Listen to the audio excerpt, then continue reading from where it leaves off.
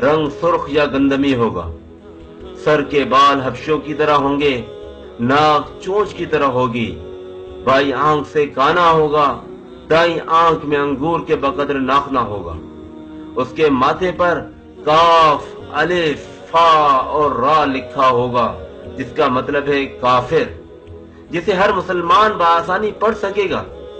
उसकी आंख सोई होगी मगर दिल जागता रहेगा।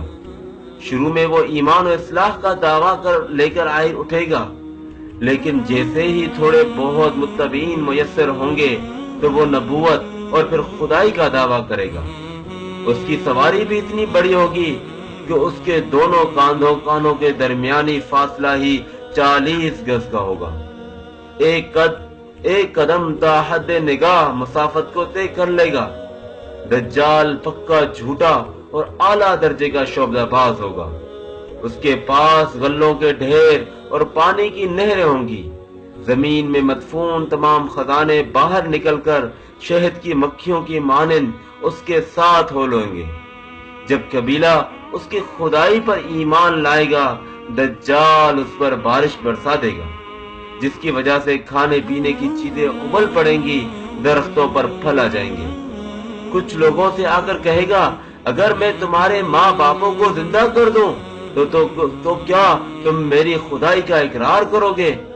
लोग इस बात में जवाब देंगे, अब दज्जाल के शैतान और उसके चेले उन लोगों के माँ बापों की शक्ल में नमूदार होंगे। नतीजतन बहुत से अफराद ईमान से हाथ धो बैठेंगे।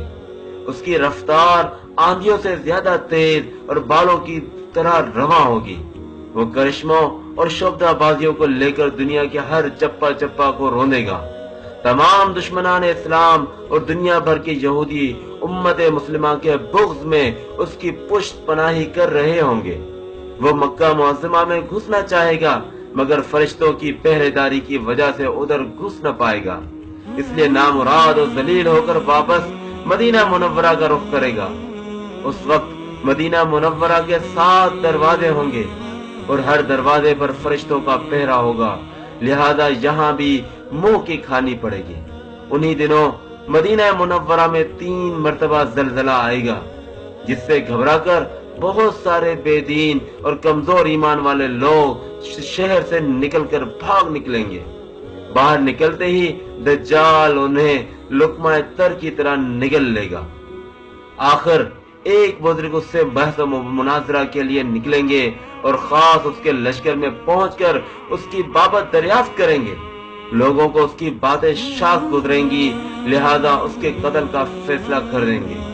मगर चंद अफराद आड़े आकर ये कहकर रोक देंगे कि ये हमारे खुदा यानी दज्जाल की इजाजत के बगैर उसको कत्ल नहीं किया जा सकता। चुनाचे उस बुजुर्ग को दज्जाल की दरबार में हाजिर किया जाएगा, जहां पहुंचकर ये बुजुर्ग चिल्ला उठेगा कि मैंने पहचान लिया कि तू ही दज्जाल मलऊन है और रसूलुल्लाह सल्लल्लाहु अलैहि वसल्लम ने हमें तेरे ही खुरूज की खबर दी थी। दज्जाल उस खबर को सुनते ही आपे से बाहर हो जाएगा और उसको कत्ल करने का फैसला कर देगा। दरबारी फौरन उसके 2 टुकड़े कर देंगे।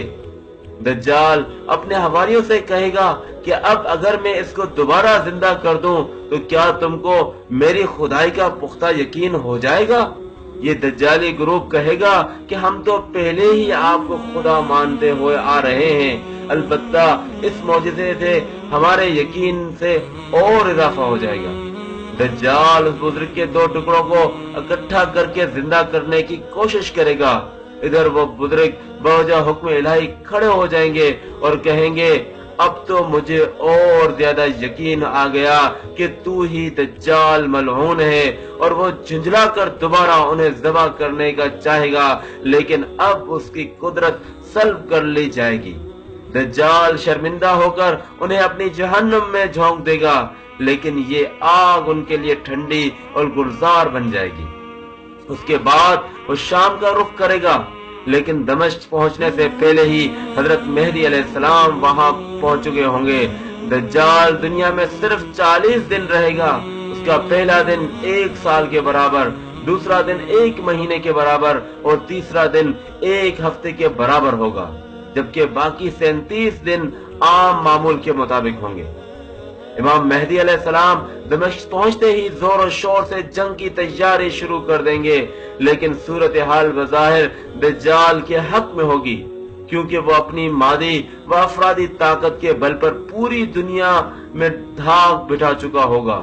اس لیے عسکری طاقت کے اعتبار سے اس کو شکست بظاہر مشکل ہوگی، مگر اللہ کی تائید اور نصرت کا سب کو یقین ہوگا۔ حضرت مہدی علیہ السلام اور تمام مسلمان اسی امید کے ساتھ دمشق میں دجال کے ساتھ جنگ کی تیاریوں میں ہوں گے کہ تمام مسلمان نمازوں کی ادائیگی دمشق کی قدیم شرح آفاق مسجد میں جامع اموی میں ادا کرتے ہوں گے۔ امام مہدی علیہ السلام ایک دن نماز پڑھانے کے لیے مصلی کی طرف بڑھیں گے تو عین اسی وقت حضرت عیسیٰ علیہ السلام کا نزول ہوگا۔ نماز سے فارغ ہو کر لوگ دجال کے مقابلے کے لیے نکلیں گے۔ دجال حضرت عیسیٰ علیہ السلام کو دیکھ کر ایسا گھلنے لگے گا جیسے نمک پانی میں گھل جاتا ہے۔ پھر حضرت عیسیٰ علیہ السلام آگے بڑھ کر اس کو قتل کر دیں گے، اور حالت یہ ہوگی کہ شجر و حجر آواز لگائیں گے کہ اے روح اللہ میرے پیچھے یہودی چھپا ہے، چنانچہ وہ دجال کے چیلوں میں سے کسی کو بھی نہ چھوڑیں گے۔ پھر وہ سلیب کو توڑ دیں گے، یعنی سلیب پرستی ختم کر دیں گے، اور اس کے بعد خنزیر کو قتل کر کے جنگ کا خاتمہ کریں گے۔ اس کے بعد مال و دولت کی ایسی فراوانی ہوگی کہ اسے کوئی قبول ہی نہ کرے گا، اور لوگ ایسے دیندار ہو جائیں گے کہ ان کے نزدیک ایک سجدہ دنیا وما فیہا اور دنیا کی تمام چیزوں سے بہتر ہوگا۔ یہ قصہ جو صحیح مسلم حدیث کی مستند ترین کتابوں صحیح مسلم، ابن ماجہ، ابو داؤد اور ترمذی اور طبرانی اور حاکم اور احمد میں اسی طرح واقع ہے۔ یاد رہے کہ فتنہ دجال سے آگاہی تمام انبیاء اسلام کی سنت ہے، جبکہ یہ آج سنت مٹتی جا رہی ہے اور لوگ دین سے دوری اپناتے جا رہے ہیں اور ایسے میں دجالی فتنوں کی طرف بڑھتے جا رہے ہیں۔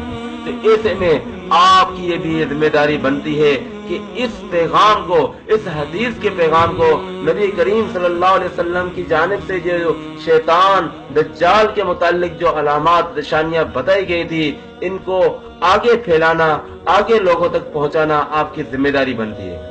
آخر میں آپ سے بس یہی گزارش ہے کہ ایک مرتبہ، کم از کم ایک مرتبہ اس ویڈیو کو شیئر کر کے اس اپنے فریضے اور ذمہ داری کو پوری کر دیں۔